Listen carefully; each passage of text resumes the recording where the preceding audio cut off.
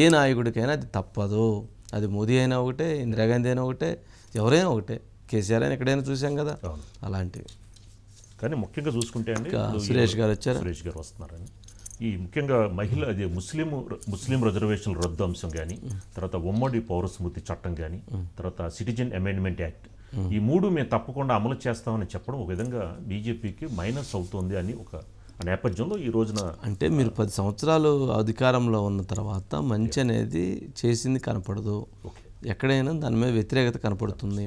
Congress party Rahul Gandhi కూడా అతను జోడో యాత్ర స్వయంగా అతను పర్యటించడం, అట్లాగే కాంగ్రెస్ పార్టీ చేస్తున్న యుద్ధం కావచ్చు, కాంగ్రెస్ పార్టీ ఇండివిజువల్గా వెళితే చాలా వాళ్ళకి అంత ప్రభావం ఉండేది కాదు. వాళ్ళు ఒక కూటమి ద్వారా అన్ని పక్షాలను కలుపుకొని దాదాపు 18 పార్టీలు, బలమైన పార్టీలు అన్నీ ఒక దగ్గరికి వచ్చి వాళ్ళందరూ ఒక కూటమితో వెళ్ళడంతో వాళ్ళకి ఇదవుతుంది. కాంగ్రెస్ పార్టీ తగ్గి ఇండియా కూటమిని ముందుకు తీసుకెళ్లిన పరిస్థితి కనపడుతుంది. ఇలాంటివి చాలా అంశాలు అక్కడ వాళ్ళకి కనపడుతూ ఉన్నాయి. అదే కనుక ఇండియా కూటమి విడివిడిగా పోటీ చేస్తే, ఎవరు పొత్తులు లేకుండా ఏ రకంగానే చేస్తే మరలా భారతీయ జనతా పార్టీ కొంత పిక్ అయ్యేటువంటి అవకాశం ఉంది. కానీ ఈసారి వాళ్ళు జాగ్రత్త పడ్డారు. ఎందుకనంటే వాళ్ళ పార్టీలకు ఉనికికే ప్రమాదం ఏర్పడింది, అస్తిత్వానికే ప్రమాదం ఏర్పడింది. అటువంటి పరిస్థితుల్లో వాళ్ళందరూ ఒక టీమ్ గేమ్ అయ్యారు. సురేష్ గారు ఏంటంటే మొత్తానికి సత్తా మార్కెట్ ప్రభావం అయితే దేశ రాజకీయాల్లో ఎవరు ఏంటి అనేది అయితే ఒక కన్ఫ్యూషన్ క్రియేట్ అవుతుంది. ఖచ్చితంగా భారతీయ జనతా పార్టీ 300 పైన స్థానాలతో గెలుస్తుందని చెప్పినటువంటి వారు కూడా ఈసారి 260, 250, 200 అనే 209 నుంచి 263 స్థానాలు చెప్తున్నారు. అంటే క్లియర్ మెజారిటీ కూడా ఇవ్వలేని పరిస్థితి ఏర్పడుతుంది. ఎందుకంటారు సురేష్ గారు? అంటే ఎక్కడ ఏ అంకెలు ఎలా చూడాలి వాటిని, ఆ నెంబర్ గేమ్ని? వంశీ గారు, అంటే ఇదే విషయాన్ని ఓన్లీ సత్తా బజారే కాదు, ఈవెన్ బీజేపీకి కూడా అవగాహన అయింది. ఇటీవల 6 ఫేజులు పూర్తయిన తర్వాత అమిత్ షా గారిని పీటీఐ ఇంటర్వ్యూ చేశారు వంశీ గారు. అదే విషయంలో మొత్తం మీద ఈసారి ఎన్డీఏ కూటమికి 2014 కంటే 2019లో పెరిగాయి, మళ్ళీ ఈసారి 2014 కంటే కూడా తగ్గబోతున్నాయి. మ్యాజిక్ ఫిగర్స్ 272, ఆ 272కి అటు ఇటుగానే వచ్చే అవకాశం ఉంది. సో అనే ఆందోళన, అదే అంశాన్ని దానికి సంబంధించి మాట్లాడితే, సో అయితే అమిత్ షా గారు చెప్పిన దానికి ఇక్కడ ఒక పాయింట్ డిస్కస్ చేద్దాం వంశీ గారు.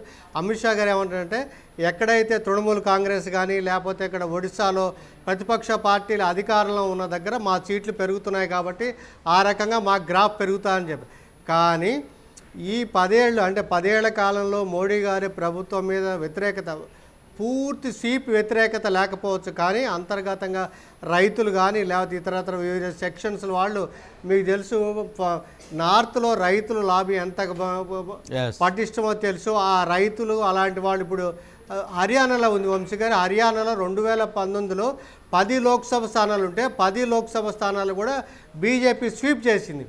సో ఈసారి ఆ 10 రివర్స్ అయ్యే పరిస్థితి ఉందని చెప్పి అక్కడ స్పష్టంగా వస్తున్నగా అక్కడ నుంచి పరిస్థితి బట్టి, అందులో సగం ఇండియా కూటమికి వచ్చినప్పుడు కూడా గెయినట్లు.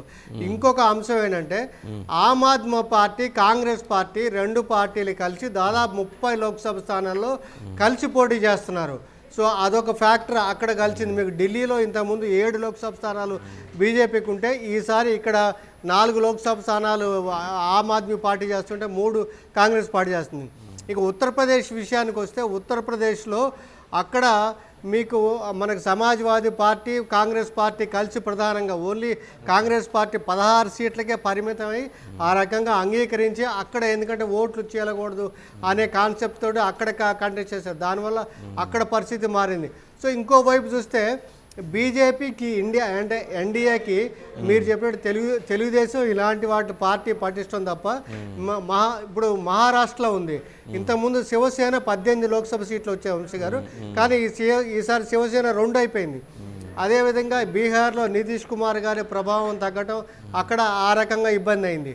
సో ఇట్లా మీకు ఎక్కడికక్కడ కూడా చూసుకుంటే ఆ రకంగా బీజేపీ గ్రాఫ్ లేదా ఎన్డీఏ గ్రాఫ్ అనేది పడిపోవడం, చిన్న చిన్న పార్టీలు కూడా దాన్ని కూటమి చేర్చుకోవడం ఇక్కడ తెలుగుదేశం చేర్చుకోవడంలో వంశీ గారు 2014లో ఓకే.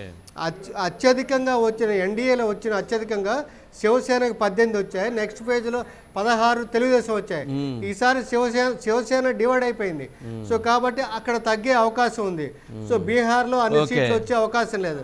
సో మళ్ళీ ఇక్కడ తెలుగుదేశంకి ఆ రకంగా అక్కడ పెరిగే అవకాశం ఉందని అని చెప్తున్నారు వంశీ గారు. ఎస్ సురేష్ గారు. ఓకే అండి, మొత్తానికి అయితే చాలా ఊహించండి. అంటే 400 అన్న దగ్గర నుంచి చివరికి 250 దగ్గరకి, అంటే 270 దగ్గర కొద్దిగా తగ్గే అటు అవకాశాలు ఇటుగా ఉన్నాయి. కనిపిస్తూ ఉంది. చాలా డేంజర్ గేమ్లో ఉంది. 303 అంటే ఇప్పుడు అదే కనుక ఇప్పుడు కాంగ్రెస్ పార్టీకి 220 స్థానాలు అంటున్నారు, అదే ఇండియా కూటమికి. ఇండియా కూటమి కనుక ఇంకో 30-40 స్థానాలు కనుక పెరిగితే 250 దాటితే, అదే ఎన్డీఏ కూటమి కనుక 220 స్థానాలకు వస్తే మళ్ళీ మొత్తం గేమ్ చేంజ్ అయిపోయింది. మొత్తం గేమ్ చేంజ్ అయిపోయింది. రాజకీయ స్వరూపమే మారిపోయేటువంటి పరిస్థితి ఉంటుంది. మరి చూడాలి మరి ఏం జరగబోతుంది అనేది. 4వ తారీఖు వరకు ఈ ఉత్కంఠత, ఈ టెన్షన్ మామూలుగా ఉండేటువంటి పరిస్థితి కాదు.